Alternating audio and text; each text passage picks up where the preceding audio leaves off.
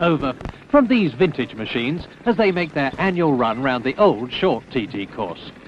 Starting from St John's, the veterans move off, not without some effort, to Ballacrane, to follow the present TT course as far as Kirkmichael and a sharp turn onto the Peel Road.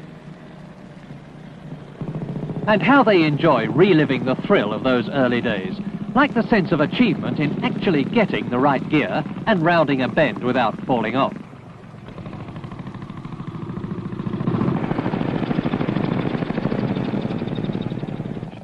Along the coast road from Kirkmichael to Peel, there's the notorious Devil's Elbow, one of the most exciting hazards of the old TT course.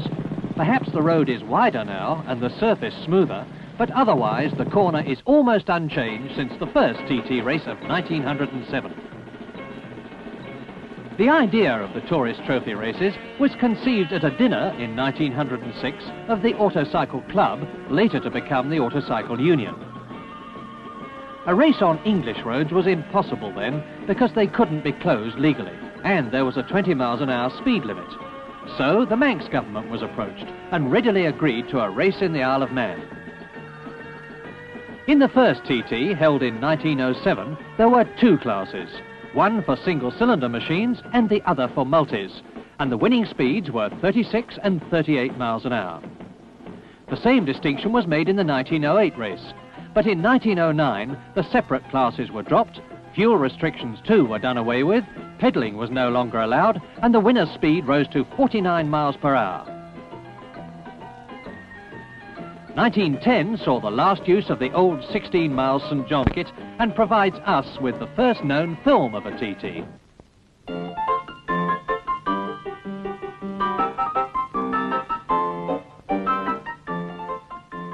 They had some pretty odd ideas too. The 90-degree left-hand bend at Ballacrane, for instance, was so difficult on the single-geared bikes that this wooden banking was erected to help the intrepid riders swoop nonchalantly round. Most didn't bother to use it. Some tried, and look where it got them. By the way, Charlie Collier's winning speed on his matchless in 1910 was 50.6, a quite incredible performance for those days. After 1910 came the move to the present mountain course, and the next film we have is 1922, a real period piece made for the Scott Motorcycle Company.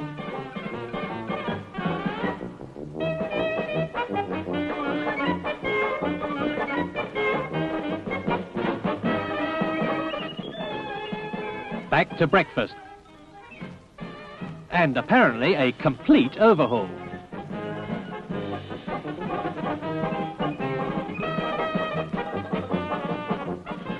By 1922, speeds had risen to almost 60, but spectator interest was decidedly thin by present-day standards.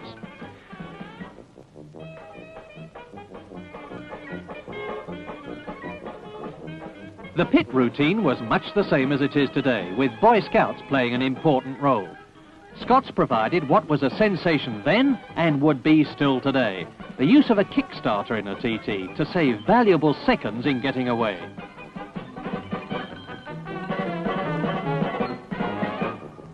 This was the first occasion for 10 years that any make qualified for the manufacturer's team award.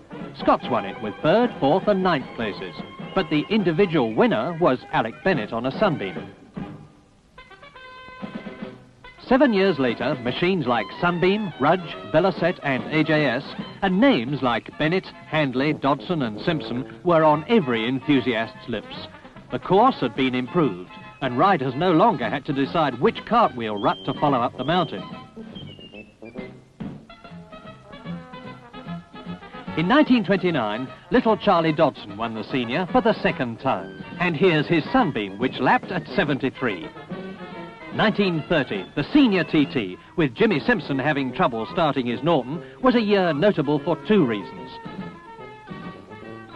It saw the dominance of the brand new 4-valve Rudges, which took the top 3 places in the junior TT, and 1 and 2 in the senior on their first appearance, and the last of his 4 wins in 12 years of island racing by the brilliant Wal Handley, with a record lap at over 76 miles an hour. 1934, appalling conditions, wet and misty, as Stanley Woods pushes off his Swedish Husqvarna V-twin.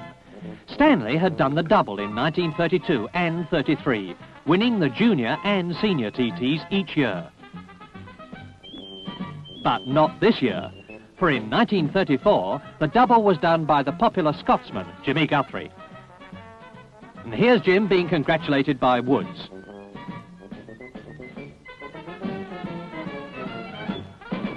After the Second World War, the races were revived in 1947, and Harold Daniel won his second senior on a Norton at an average of 82.8, slower than pre-war speeds due to pool petrol. There were additional clubmen's races too, which gave newcomers more opportunities to race over the famous mountain circuit and learn the hard way.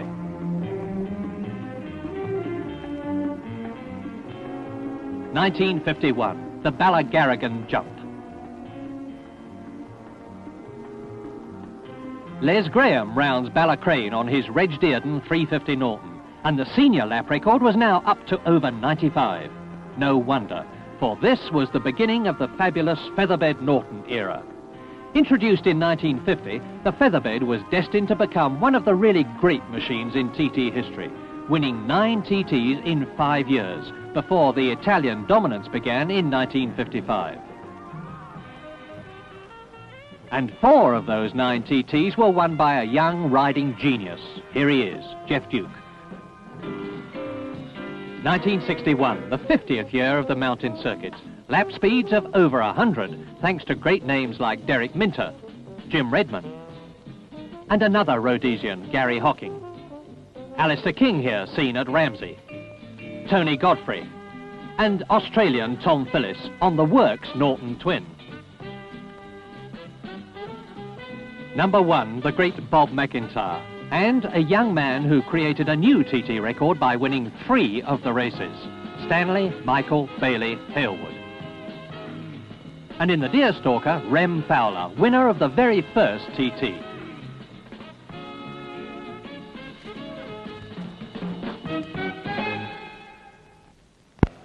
And now, 6 years later, Mike Halewood has just won the 1967 350 Junior on a Honda 6, his 11th win, which makes him a record holder for TT victories. How does he rate his chances in the Diamond Jubilee Senior? Mike,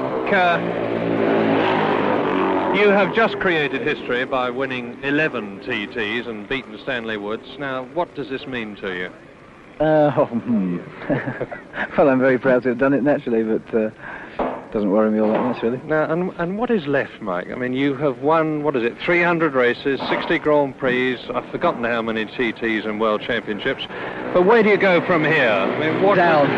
Well, yeah, but I mean, are you going to switch off before you go down, or are you going to keep on racing for another 2-3 years, or don't you have any plans? At the moment, I haven't got any plans, but I believe Hondas are coming back next year in full force, so I presume I'll be riding again next year anyway. Oh, great, great. Well, now, what about Agostini? What sort of opposition from Agostini would you expect on Friday compared with today?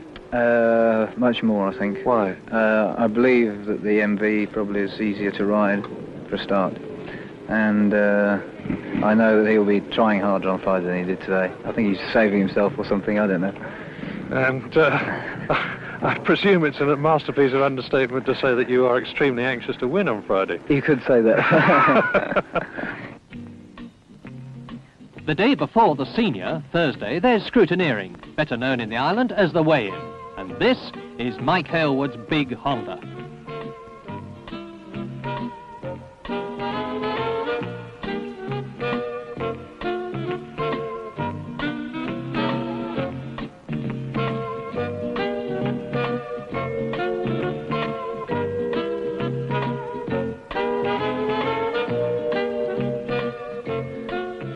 The scrutineering is very thorough and nothing is taken for granted.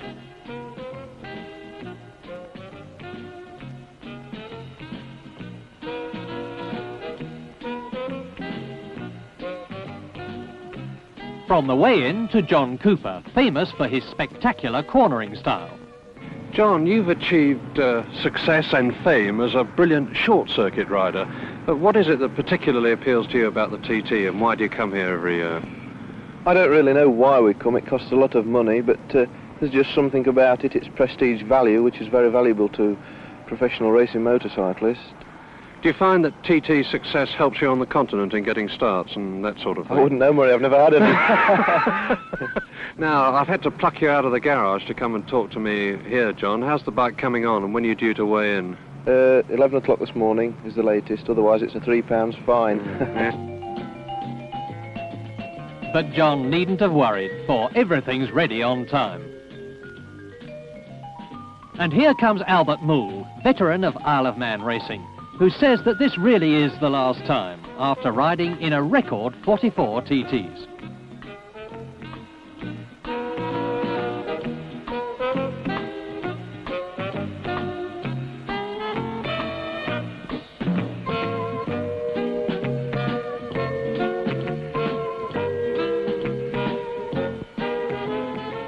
Competitors and officials come in all shapes and sizes.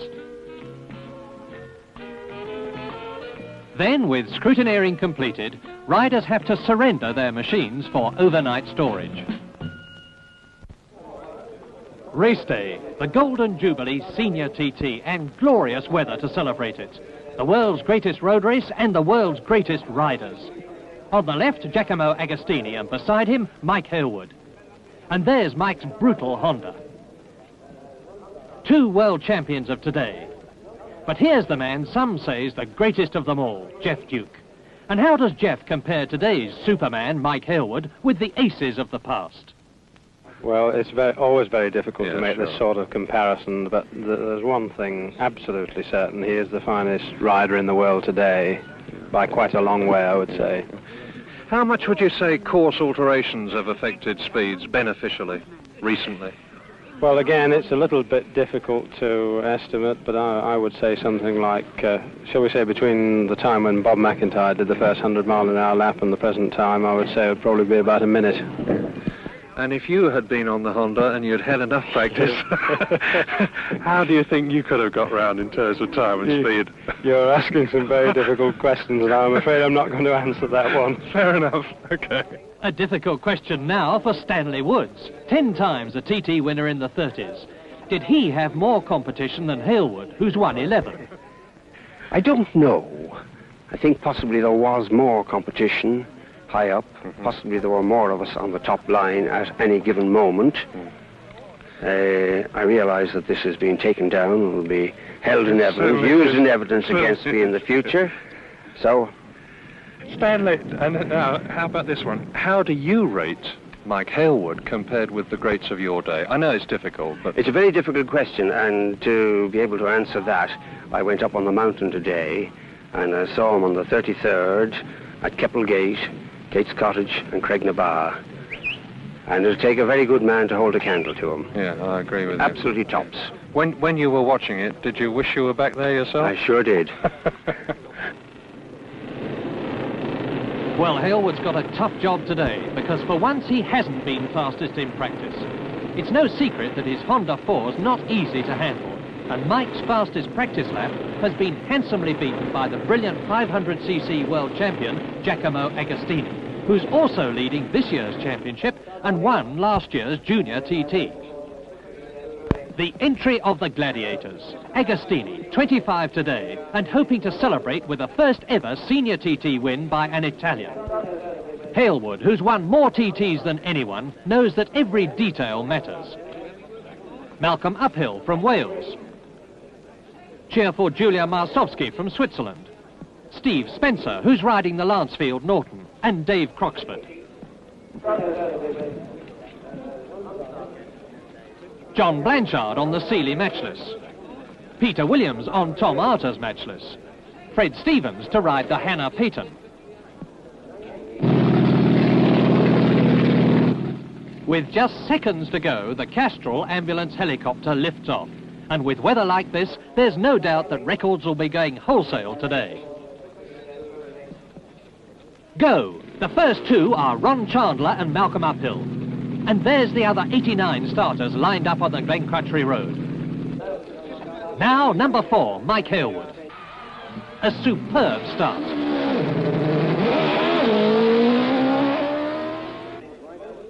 30 seconds later, Agostini with his MV3, all tensed up for one of the most important races in his career. And another scintillating getaway. And as the rest move up to start 2 by 2 at 10-second intervals, the leaders hurtle down to Quarter Bridge. Halewood rounds the tricky right-hander in superb style, but from here on, he'll have his work cut out to stave off Agostini's better handling MV. And here's Ago, still 30 seconds behind Mike, but that's with only a mile gone and another 225 to go. And now, Renzo Pasolini on the handsome Benelli 4. 2 miles out at Braddon Bridge, John Cooper and Chris Conn on their Nortons.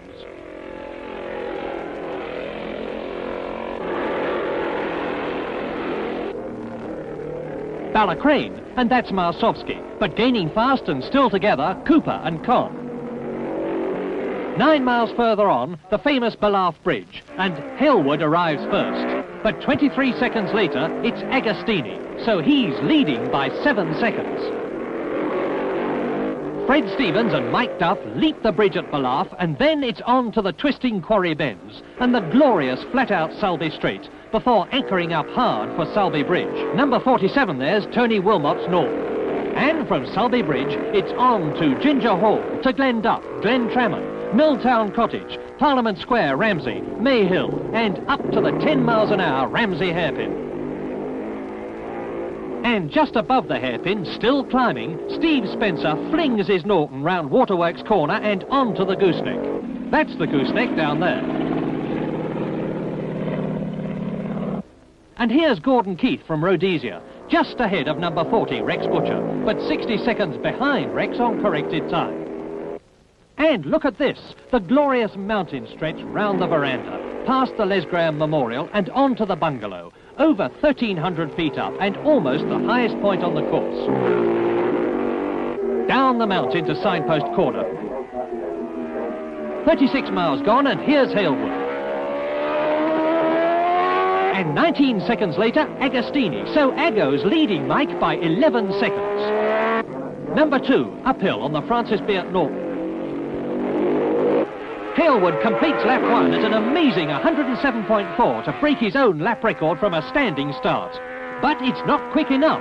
Agostini shattered the lap record at 108.4 to lead Mike on time by 12 seconds. And leading on the road on lap 2, Halewood well out in front. Well out in front. Uphill there's in 6th place at over 99 miles an hour. And here's the scrap for 4, Blanchard and Williams, with Peter almost into the churchyard.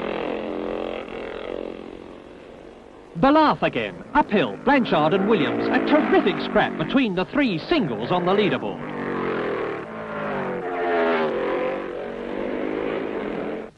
On past Waterworks Corner and up the mountain, these 3 are still at it, lapping at well over the ton. The speeds are really up today.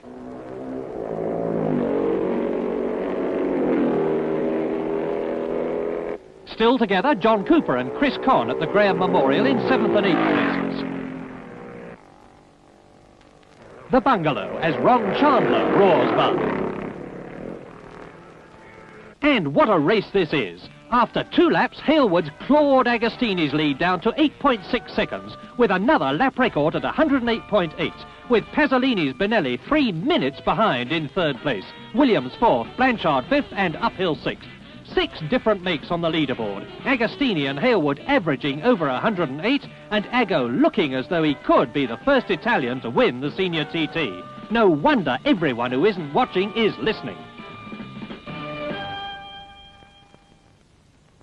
3 laps gone, half distance and pit stop time. Halewood's mechanic signalling Mike where to stop. And here's the Honda. Start the watches. This pit stop's going to be absolutely crucial, for Halewood's cut Agostini's lead to a mere 2 seconds. So this could win or lose the race for Mike. Goggles changed, fuel still going in, and there's Agostini. What a sight, the first 2 refueling next to each other. But Mike's in trouble. He's frantically hammering up a loose twist grip. This could change everything.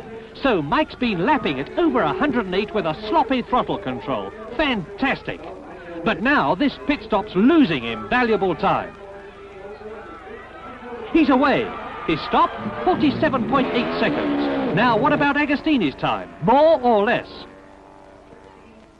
He's off after 37 seconds. So as he starts his fourth lap, Agostini leads Hailwood by 12 seconds, but with 113 miles still to go. But what about the rest? Well, amazing reliability so far, but there's no change on the leaderboard after 3 record-breaking laps. It's still Pasolini in a superb third place. Then Williams, Blanchard and Uphill. MV, Honda, Benelli, Matchless, Seeley, Norton. What a wonderful Diamond Jubilee TT. And there is Pasolini at Cronky-Vodi. Kirk Michael. But it's a bit tricky to wave back at 120 miles an hour.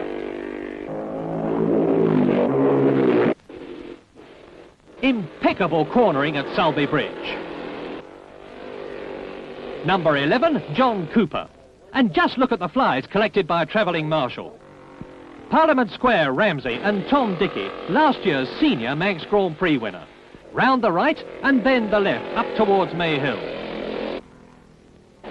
Number 24, Dan Shorey, and behind him Rex Butcher, who's gained 80 seconds on Dan. Now Gordon Keith takes Ramsey hairpin. No, you can't stop now, Gordon. And in mini leathers, Price on a Vincent. Riders come from all over the world to compete in the TT because it's a natural circuit, a real rider's course. Where else, for instance, do you see a magnificent stretch like this? The steep and demanding uphill approach to the swinging right-hand bend at the gooseneck. But this is a race, not a travelogue.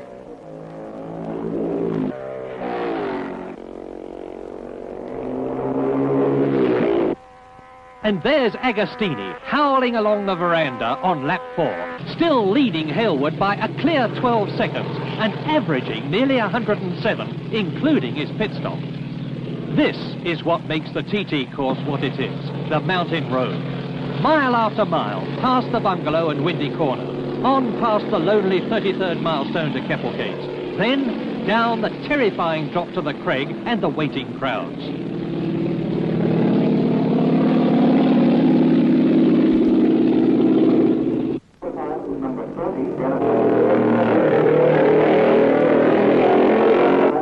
Bar and Reynolds nips through on the inside.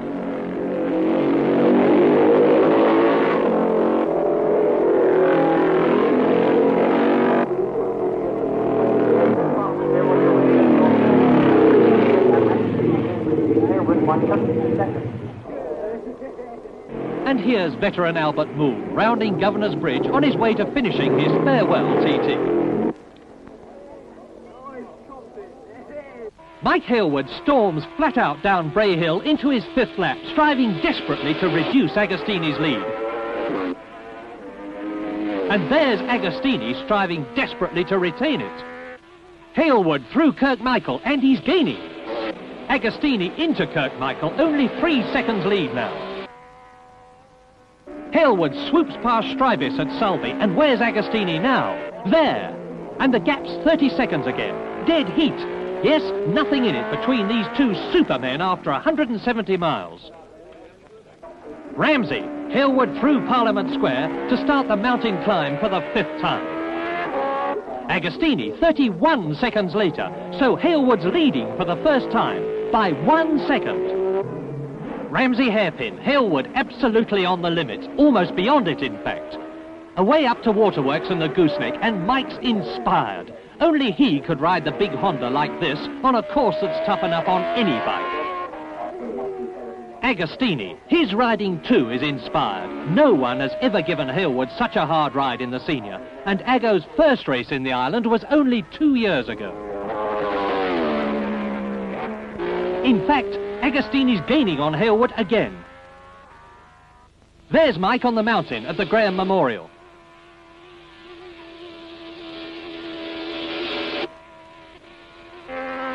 And here's Agostini, 30 seconds behind. So on corrected time, it's a dead heat again, with only 45 miles to go. On to signpost corner, lap 5. Hailwood another lap at almost 108, and now the countdown for Agostini. 30 seconds, 40. He's late, long overdue. Aggo must be out. Yes, at Governor's Bridge, Peter Williams arrives in second place. Agostini is out, coasting with a broken chain. And he's gone off the course onto the slip road at Governor's. What cruel luck. And number 5, John Blanchard, is in trouble too. But the last lap for Mike Hailwood is no cruise home to victory, for that twist grip's loose again, and his lap speed's right down. In a magnificent second place, Peter Williams on the Arta Matchless, and an incredible third in his first senior TT, Steve Spencer on the Lancefield Norton. Fourth, number 11, John Cooper. And there's Fred Stevens, fifth on the Hannah Payton. Sixth, John Hartle, Matchless Matisse, a wonderful comeback.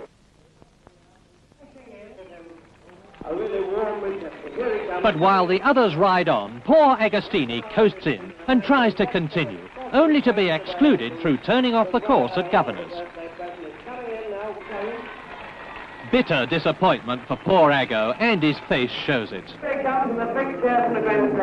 So it's victory again for Mike Hailwood, a magnificent victory, but victory partly through the misfortune of a brilliant rival, and not the way Mike, great sportsman that he is, likes to win.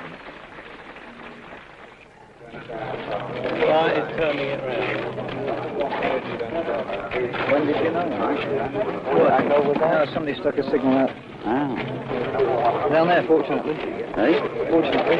So, they gave out on the thing that the engine was cut out at Alex Bennett. Yeah, the bloody throttle kept coming. The bloody throttles kept sliding. Well done, Vic. Thanks to you all, James.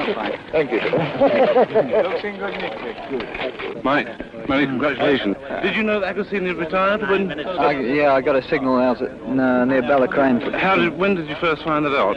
On the last lap. On the last lap? I see. Did that have any effect on your speed? Did you slow down at all after that? Oh, yeah, right down. You did? Yeah, right. You did. On the bike. Anyway, how do you feel now? Knackered. Well done, Mike.